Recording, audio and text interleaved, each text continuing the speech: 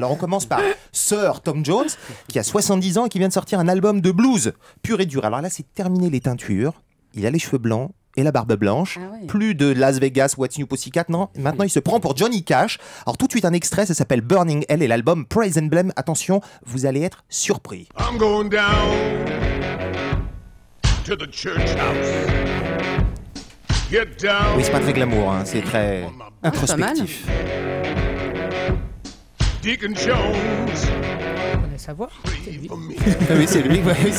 Oui, tout à fait. Alors, dans un autre registre maintenant, l'album va sortir un peu plus tard, mais on en parle maintenant parce qu'ils vont être en concert à Rock en Seine à Saint-Cloud le 27 août prochain. C'est Brian Ferry, le dandy des dandys, le slave to love, le Viagra sur pattes. Une tournée mondiale avec Roxy, donc qui passe le 27, je le rappelle, à Saint-Cloud, et un album solo qui s'appelle Olympia avec des collaborations incroyables. Johnny Greenwood de Radiohead, et oui, Dave Stewart et DJL, et surtout en exclusivité ce matin sur Europe 1, le premier extrait qui s'appelle You Can Dance.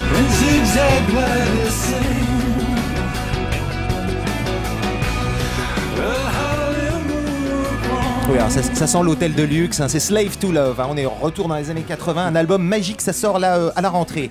Ensuite, un grand comeback aussi, totalement inaperçu, hein, c'est Sheryl Crow qui renoue avec la soul music, époque All I Wanna Do, ses premiers tubes, elle revient avec un album très californien, très soleil, parfait pour l'été, qui s'appelle A 10,000 Miles from Memphis, et le premier single s'appelle Summer Day. Alors tous les fans de Sheryl Crow vont être contents parce que c'est un album extraordinairement sympathique. Extrait.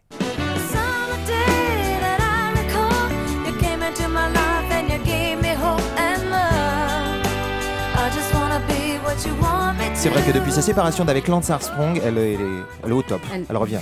Vous voulez dire qu'il avait une mauvaise influence sur elle? Oui, je pense. Quel genre? Je sais pas, EPO.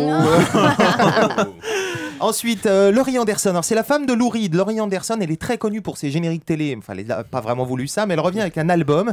C'est la reine de la musique planante, la musique New Age. Elle est de New York, elle a 63 ans. On n'en parle pas souvent, mais pourtant, elle a rempli des salles. Son dernier passage à la salle Playa, elle était totalement sold out. Tout de suite, un extrait de son album. Darkest America, home of the brave, ha ha ha, I've already paid for this.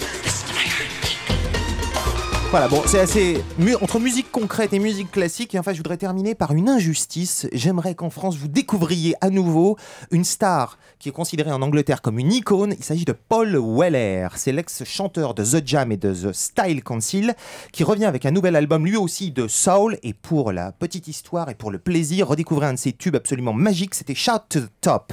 Vous vous souvenez de ça ? Excellent.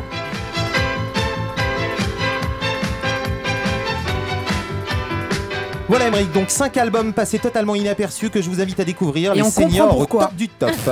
Non, c'est très bien, très bon choix. Mathieu.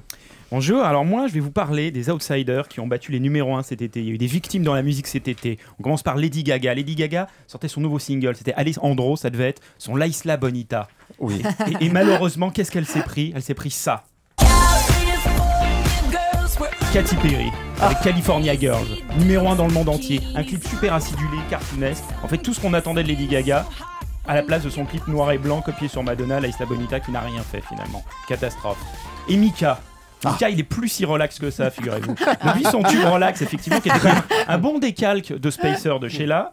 Deuxième album, bah non, ça l'a pas fait. On s'est aperçu que le personnage avait un charisme d'huître, un peu, très très lisse. Et surtout, c'est bien Mika dont vous parlez. Mika, catastrophe. Oui, mais vous êtes vache. Mais il s'est pris ça. Énorme. Le nouveau Scissor Sisters. La vache, c'est Milka, c'est pas Mika. Parce que tu as dit la vache, c'est Milka, c'est pas Mika. Excellent. Parce que les vrais héritiers de Frankie Goes to Hollywood, de Queen, de Duran Duran, c'est pas Mika, c'est les Scissor Sisters. C'est eux qui arrivent à récupérer comme le public des quarantenaires yuppies, les jeunes clubbers, les gays. C'est eux qui ont ce public-là. C'est pas Mika. En tout cas, pas pour cet été. Mika, non. Et alors, je vais parler d'un autre truc, c'est MGMT. Vous êtes dur avec Management, MGMT. Le disque oui. qu'on ne pouvait pas passer à côté il y a 2 ans. Il y avait des pubs, des émissions télé, tout le monde parlait que de MGMT. Deuxième album. Alors, deuxième album, dans la presse, on pouvait lire « Il vous faudra du temps avant de vous immerger totalement dedans ». Ce qui veut, en général, en langage journalistique, veut dire que l'album, il n'y a pas un tube, que ça a été enregistré en 2 heures, quoi, et qu'il y a eu beaucoup d'argent, mais il n'y a pas de chansons. Et surtout, ils se sont pris ça, en fait. Ça, c'est nouveau. C'est Mystery Jets. On écoute. Ils se le sont pris discrètement en même temps parce que Ça, c'est pas quelque chose qui... Mystery Jet, ça va être le gros plat dans le mois. Je sais pas, ça vous parle, Willy? Ça va venir. Ça arrive. Willy, vous l'avez pas pris, vous, Mystery Jet? Non, mais de toute façon, je vous l'ai dit, moi, à part Sabrina, il n'y a rien qui m'intéresse. Mystery Jet, groupe anglais, nouvel album. C'est simple, il n'y a que des tubes. C'est en train d'arriver, ça va vous envahir à la rentrée, vous allez voir, Emmerich. D'accord. Moralité de tout ça, c'est qu'en fait, je pense, seule la qualité des chansons compte. On peut être la plus grande star du monde, on peut venir avec un deuxième album, avoir beaucoup d'argent, un marketing énorme. Mais si vous n'avez pas le tube, c'est fini, il n'y a rien. Voilà. Bien. Vous aviez également je voulais vous parler des souhaits pour cet hiver. Pour cet hiver, je vais vous juste parler de l'album que tout le monde va copier en 2012, en 2011, en 2013. C'est le nouvel album de Maye, qui s'écrit M.I.A, la chanteuse américano-sri-lankaise. Le nouveau single est une bombe, tout le monde va danser dessus, tout le monde va la copier, c'est ça, on l'écoute.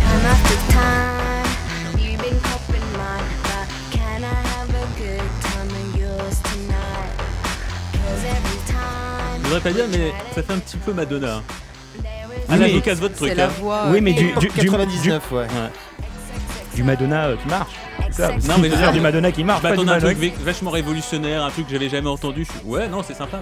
Mais... Non, c'est le single le plus, on va dire, le plus commercial le plus de l'album. original. Ouais, non, le plus sage. Le truc précédent, il y avait un clip où il y avait des massacres de roues. Le clip était réalisé par le fils de Costa Gavras. De roues, on massacrait des gens qui ont les cheveux roux. Ouais, un truc fait par le clipper de Justice. C'est vraiment la folie Amirou. aux États-Unis. C'est un truc de dingue. Rappelez-nous le nom. Maye, M.I.A. Très bien. Timothée Barrière. Oui, moi je vais vous parler d'un groupe qui est la plus grosse sortie rock de l'été, à mon avis. Même si Willy en a peut-être pas entendu parler, il s'agit d'Arcade Fire. Willy? C'est Sabrina. Ah oui, les Canadiens. Bravo!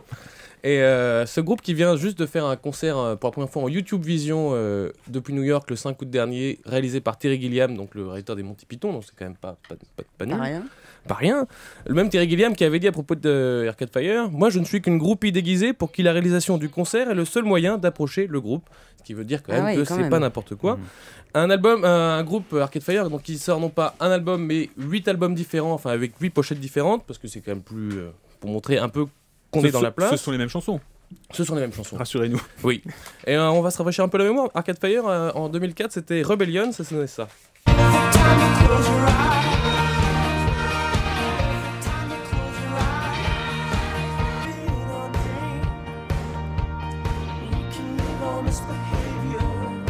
C'est leur plus gros tube d'ailleurs, Rebellion. Ah bah dis donc. Moi je dormais en 2004, je pense. Et David Bowie dit de Arcade Fire que c'est sûrement l'un des meilleurs groupes des années 2000, si ce n'est le meilleur, en tout cas le plus créatif. Mais ils ont joué ensemble en plus et ils s'inspirent mutuellement un peu en ce moment. Arcade Fire, c'était créé. Mutuellement, il a pas fait de 10 depuis 5 ans. Oui, non. Non, mais Bowie, il y a 5 ans. On dit pas de mal de David Bowie. Timothée, allez-y, ne vous laissez pas perturber. Non. Arcade Fire, donc ça a été créé il y a 10 ans, on le sait, par Win Butler et la québécoise Régine Chassagne. Et ça a rapidement conquis le monde en 2004, on l'a dit, avec cette espèce de mélancolie pleine de fougue et d'énergie à faire tomber les plafonds. Et le romantisme viril est à la fois fragile, tout en crescendo et décrescendo. Et une sorte de mélange, on l'a dit, entre Bowie, mais aussi Springsteen un peu, Roxy Music, enfin bref, de la grosse machine. Et après un deuxième album en 2007, Nine Bubble, qui était un peu inégal et qui est un peu passé inaperçu, on peut le dire. Ils reviennent cette année avec The Suburbs, dont on a parlé beaucoup depuis 4 mois, j'insiste. Et parce qu'il est tout à fait, on peut dire, enthousiasmant, puisqu'il non seulement on retrouve le lyrisme flamboyant qui avait fait leur succès auparavant, mais en plus ils ont accordé un soin maniaque aux arrangements et aux variations de tempo qui fait que ça commence toujours comme une sorte de gentille balade, une envie buissonnière, et tout s'enchaîne, l'imprévu débarque, tout en mélangeant des influences qui sont à la fois pop, new wave des années 80, mais rock psychédélique des années 70, tout ça fait un album assez enthousiasmant qu'on peut écouter maintenant. Voilà. Ça, c'était l'ancien album. On va trouver quelque chose de nouveau. Celui-là.